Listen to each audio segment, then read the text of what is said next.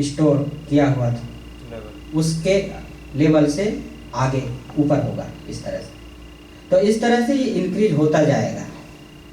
तो एक दिन ऐसा अवस्था आ जाएगा जिससे पूर्ण रूप से वो हमको भगवान में समर्पित कर देगा, वो हमारा एक्टिविटी, वो जो सुकृत कर्म है, और पूर्ण भक्त बना देगा और हम भगवान के धाम चले जाएंगे। तो भगवान का ये बहुत लंबा एक तरह से उद्देश्य है। शास्त्र की रचना भगवान ने क्यों किया और खाली मनुष्यों के लिए? आप जानते हैं पशु पक्षी जितने भी जीव जंतु हैं वो लोग का कोई शास्त्र नहीं है। इसीलिए भगवान ने उनके लिए एक नेचुरल चीज बनाया। नेचुरल चीज क्या है? उसका स्वाभाविक जो है हम में और पशुओं में एक है, कॉमन है। वो क्या है? आहार, निद्रा, भय, मैथुन। ये चार चीज जो है, चार प्रवृत्ति जो है सामान्य बनाया हुआ है। तो ये चीज नेचुरली वो लोग के पास है, सोने का, आत्मरक्षा करने का, बच्चा पैदा करने का। तो ये कॉमन है। केवल असामान्य है तो क्या है? वो भगवान का ज्ञान उसको नहीं है। यदि मनुष्य कृपा करके उसको भगवान का ज्ञान देगा, कोशिश करेगा, तो शायद उसको बेनिफिट मिलेगा, लेकिन उसको जो ग्रहण शक्ति है बहुत कम है।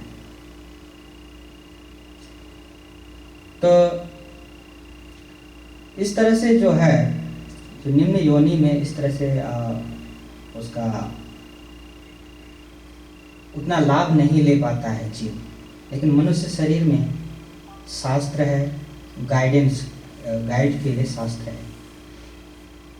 शास्त्र का अर्थ ही होता है हमको शासन में रखना। शास्त्र मतलब शासन में रखना। विधि, विधि विधान जो है जब होता है तब मनुष्य सही रास्ते में चलता है, नहीं तो वो भी पशुओं की तरह। पशु तो अपने नेचर के अनुसार ही चलेंगे, लेकिन मनुष्य जो है नेचर के अनुसार नहीं चलेगा, क्योंकि मनुष्य के पास, उसके पास विकसित बुद्धि है। और उस विकसित बुद्धि का ये मनुष्य क्या करता है? दुरुपयोग ही करता है, ज़्यादातर दुरुपयोग ही करता है। यदि शास्त्र के द्वारा कमांड नहीं दिया जाएगा तो उसका दुरुपयोग ही करेगा। इसलिए भगवान ने सृष्टि के आदि में, जब सृष्टि हुआ उसी समय ये शास्त्र भी दिया ताकि ये कमांड में रहे। जैसे और धर्मों में कमांडमेंट होते हैं, इसी तरह से हमारे वैदिक संस्कृति में भी कमांडमेंट है, ये करो, ये मत करो, इधर। तो पूरे सभी शास्त्र का जो कंक्लूजन है विधि और निषेध से भरा हुआ है। ये करना है, ये नहीं करना है, ये करना है, ये नहीं करना, इस तरह का। तो सुकृत जो है भगवान के लिए जब हम करते हैं तो वो जो है स्टोर होता जाता है, होता जाता है, और एक दिन वो परिपक्व होने के बाद में हमको पूर्ण भक्त बना देता है। और जैसे हम इसको कैसे समझ सकते हैं कि कोई इस जीवन में भक्त है, अगले जीवन में भक्त ही रहेगा, वो कैसे हम उसको समझ सकते हैं? एक उदाहरण के तौर पर इसको समझ सकते हैं।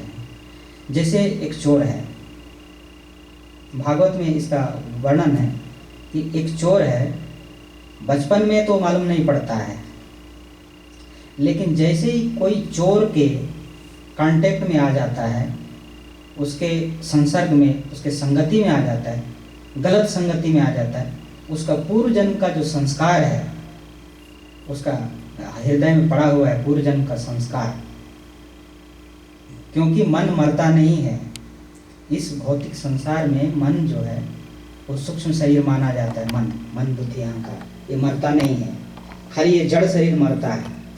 मन जो है आत्मा के साथ ट्रेवल करता है एक शरीर से दूसरे शरीर में। तो मन में वो सब सोया हुआ है, सारा हमारा जो क्रियाकलाप।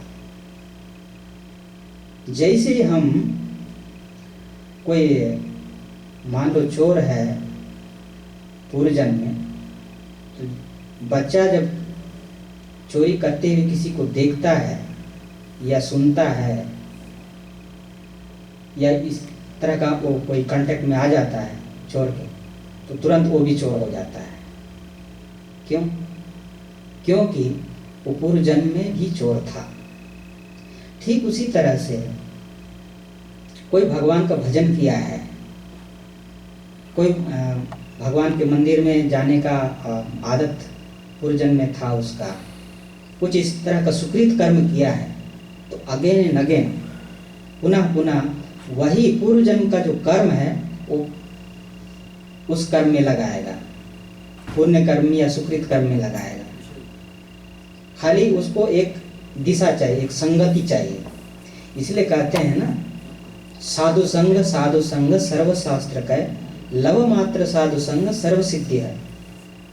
साधु संग सभी शास्त्र कहते हैं।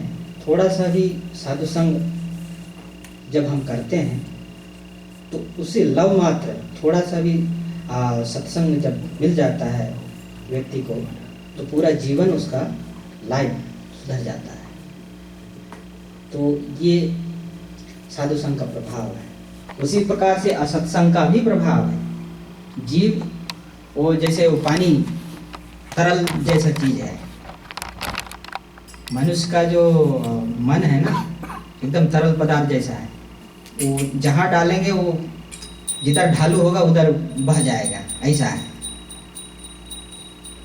जब साधु का संगत करेगा तो साधु बन जाएगा। जब वही कोई चोर का संगत करे चोर हो जाएगा। तो ये स्वभाव जो है बहुत ही सूक्ष्म चीज है, उसको बदलने में देर नहीं लगता है।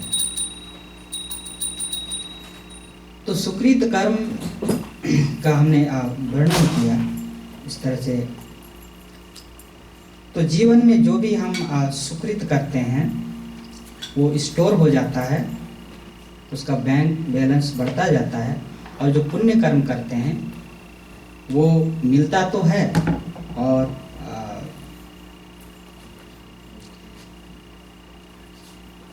बहुत कुछ सुख सुविधा उसे हासिल कर लेते हैं हम लोग। लेकिन क्या होता है, जब स्वर्ग में जब जाते हैं उसके बाद में वो खत्म हो जाता है।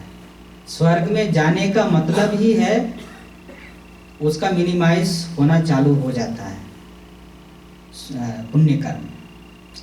तो भगवत गीता में भगवान कहते हैं क्षीणे पुण्य मर्तलोकम विसंति। जब क्षीण हो जाता है पुण्य कर्म तो मर्तलोकम विसंति, मर्तलोक में वापस फेंक दिया जाता है।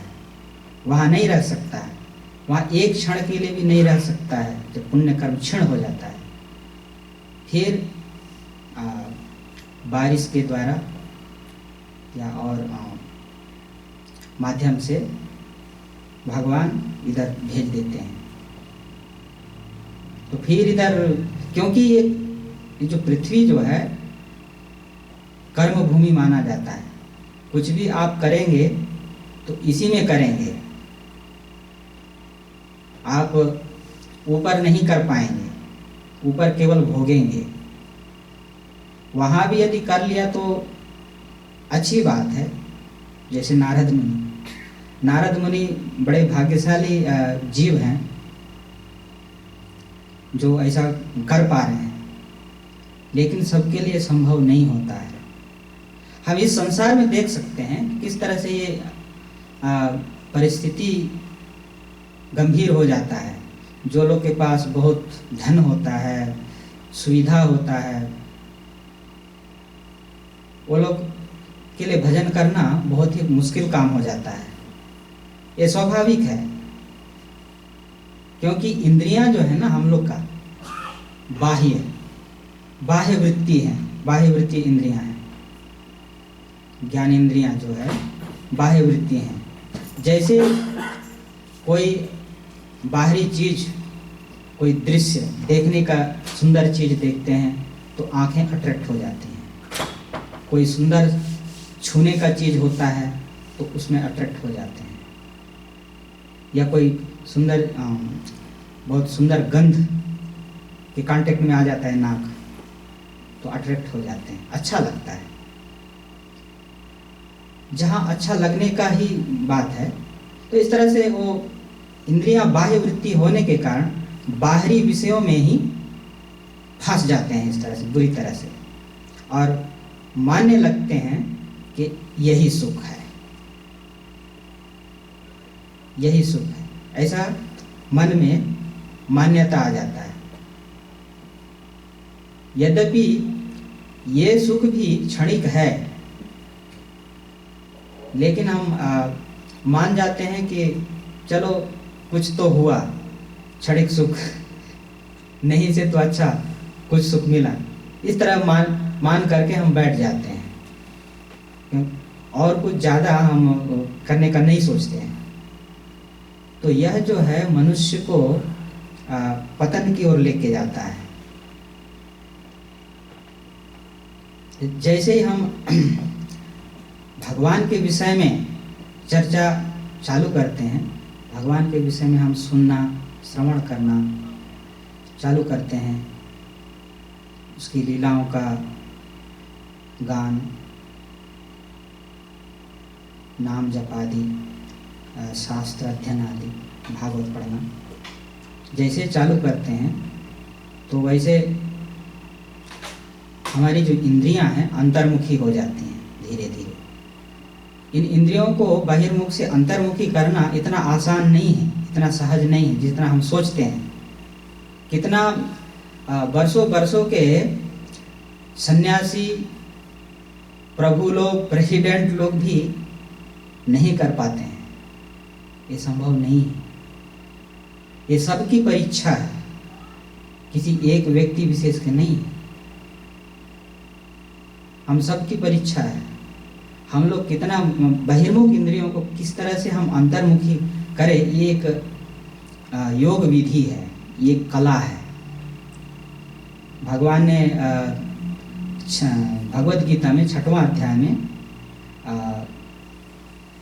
ध्यान योग में ये बताया है, अष्टांग योग में, कि ध्यान करने का जो पोस्चर, वो तो पहले वो योगासन वो सब ठीक है, लेकिन अंततः जो कंक्लूजन में भगवान का किस तरह से हमको मेडिटेशन करना है, ध्यान करना है, वो सब भगवान बताएं। तो कहने का मतलब है इंद्रियां पहले बाहिर्मुख थी, बाहर के विषयों में जाती थी, उसको अभी हम ध्यान के द्वारा, ये ध्यान पद्धति के द्वारा हमको अंतर्मुखी करना है। जहाँ जहाँ इंद्रियां इधर उधर भागती थी वहाँ वहाँ से पकड़ पकड़ करके हमको भगवान के चरण में डालना है। तो ये अंतर्मुखी करने का एक विधि है। तो कृष्णा कॉन्शियसनेस, जो कृष्ण भावनामृत जो है, कृष्ण भावनामृत संघ जो प्रभुपाद ने जो संस्था बनाया, इसमें प्रभुपाद जी ने यही प्रयास किया है कि किस प्रकार से मनुष्य जो है बहिर्मुख इंद्रियों को किस प्रकार से अंतर्मुखी कर सकता है प्रैक्टिकल रूप से। रूप गोस्वामी भी इसको बताएं, और रूप गोस्वामी की ही हम पद चिन्हों पर चल करके इस विधि को और सरल बना दिया है। रूप गोस्वामी कहते हैं कि ऋषिकेश ऋषिकेण सेवनम भक्ति रुच्यते। तो ऋषिक बोलते हैं इंद्रियों को, जो इंद्रियां हैं, ज्ञान इंद्रियां, कर्म इंद्रियां, जो भी है, इसको ऋषिक बोलते हैं। और इसका जो स्वामी है उसको ऋषिकेश बोलते हैं। तो भगवान कृष्ण का एक नाम ऋषिकेश है। मतलब इंद्रियों के स्वामी हैं। अब इंद्रियों के स्वामी जब हैं तो उसका जब सेवा में लग जाएंगी इंद्रियां, तो इंद्रियों का जो सार्थकता कहा जाएगा कि यही करना है।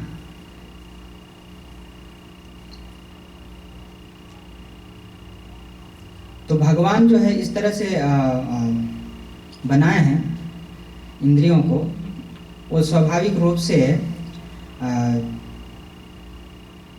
बहिर्मुख से फिर अंतर्मुखी भी हो सकती हैं। उसके लिए क्या प्रयास करना है कि हमें जो भी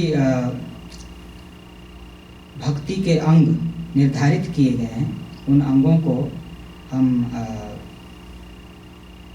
बहुत सावधानी के साथ हम जब प्रयोग करते हैं समर्पण भाव से, तो धीरे धीरे जो है बहिर्मुख इंद्रियां भी बस में हो जाती हैं।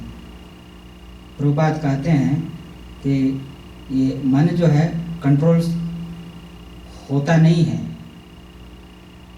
तो क्या करने का, जो जो इंद्रियां हैं, चाहे ज्ञानेंद्रियां हो चाहे कर्मेंद्रियां हो, उनका जो जो विषय है वो सब अपने विषय में चले जाएंगे। इसलिए सभी चीज को हम एक ही बार कंट्रोल कर सकते हैं। कैसे? भगवान की सेवा करके, क्योंकि भगवान की सेवा भी इन्हीं इंद्रियों से किया जा सकता है, वो कोई बाहर से लाना नहीं पड़ेगा। कोई अलग से ध्यान धारणा, वो प्रत्याहार, ये सब करने की जरूरत नहीं है। हमारे पास जो स्वभाव है, जो गुण है, उस गुण को हम जब भगवान की सेवा में लगाते हैं तो वो दिव्य हो जाता है। इस तरह से दुर्गुण भी सद्गुण हो जाता है। जैसे भगवान की सेवा में लग जाते हैं, हमारे जो क्वालिफिकेशंस, गुण हैं, कर्म हैं, तो इस तरह से हम भगवान के नज़दीक उत्तर उत्तर हम जा सकते हैं, अपने इंद्रियों को शुद्ध कर सकते हैं। ये शुद्ध करने की विधि है। और जैसे शुद्ध हो जाएंगे तो शुद्ध होते ही हमारा जो चित्त रूपी दर्पण जो है मार्जन हो जाएगा और भगवान को हम प्राप्त करने में सक्षम हो जाएंगे। और जैसे प्राप्त करने में सक्षम हो जाएंगे, भगवान हमारे पास स्वयं आएंगे या फिर भगवान के पार्षद आएंगे लेने के लिए। तो ये सभी शास्त्रों का कंक्लूजन है, मर्म है, सार है। तो जीवन का उद्देश्य, मनुष्य जीवन का उद्देश्य भोग विलास नहीं, जीवन का, मनुष्य जीवन का जो उद्देश्य है भगवान का गुणगान करना, भगवान का भजन करना। तो ये आज के श्लोक का तात्पर्य है। यदुत्तम श्लोक गुणानुवर्णनम, जितने भी कवि लोग हुए और जितना भी तपस्याएं होती हैं या यज्ञ होते हैं, दान होते हैं, तीर्थाटन होता है, सबका उद्देश्य एक ही है, भगवान को प्राप्त करना। यहाँ तक कि पुण्य कर्म का भी उद्देश्य यही है। भगवान ने सभी चीज दिया हुआ है, पुण्य कर्म भी है और सुकृत कर्म भी है। यहाँ तक कि जो लोग निम्न कोटि के जो मनुष्य हैं, जो लोग मांस आदि खाते हैं, उनके लिए भी भगवान ने नियम बनाया शास्त्र में कि ठीक है तुम मांस खाते हो, नहीं छोड़ सकते तो ठीक है, इसे खाओ। उसका एक विधि दिया है।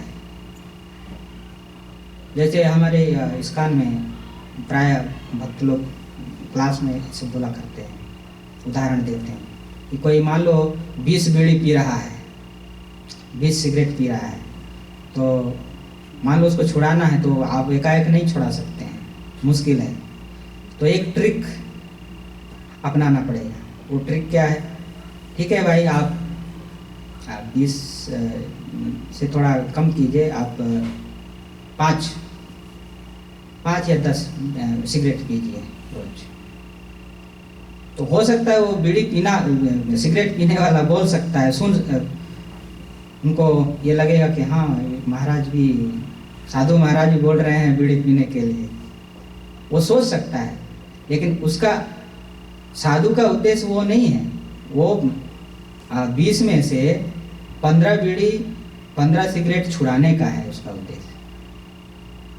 क्योंकि वो एकाएक नहीं छोड़ सकता है, इसलिए अभी एक कंडीशन बंद है, ठीक है इतना पी, लेकिन कुछ दिन में वो भी एक छूट जाए, ऐसी मतलब कामना करते हैं। तो शास्त्र का भी यही उद्देश्य है। कोई मांस खा रहा है तो शास्त्र ये निर्धारित कर देता है कि ठीक है, जंगल में जो पशु है उसको जिंदा पकड़ करके लाओ, काली के सामने उसको बलि चढ़ाओ।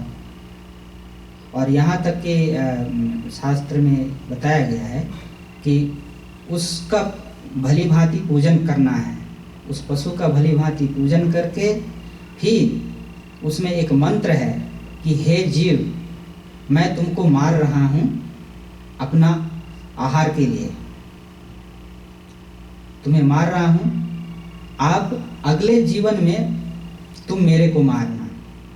ऐसा एक मंत्र है, वो मंत्र मुझे याद नहीं है लेकिन है। तो इस तरह से कंडीशन बनाए। तो और ये मांस भी खाने का महीना में एक बार, वो भी अमावस्या के दिन। अभी मान लो रोज जो खा रहा है, यदि शास्त्र को यदि पालन करेगा तो उसको भी पुण्य कर्म का फल मिलेगा, क्योंकि शास्त्र को फॉलो कर रहा है, तो शास्त्र के विरुद्ध नहीं जा रहा है, इसलिए उसको पाप नहीं लगेगा। पाप लगेगा लेकिन कम लगेगा, क्योंकि वो शास्त्र के अनुसार चल रहा है, इसलिए उसको पाप कम लगेगा। तो वो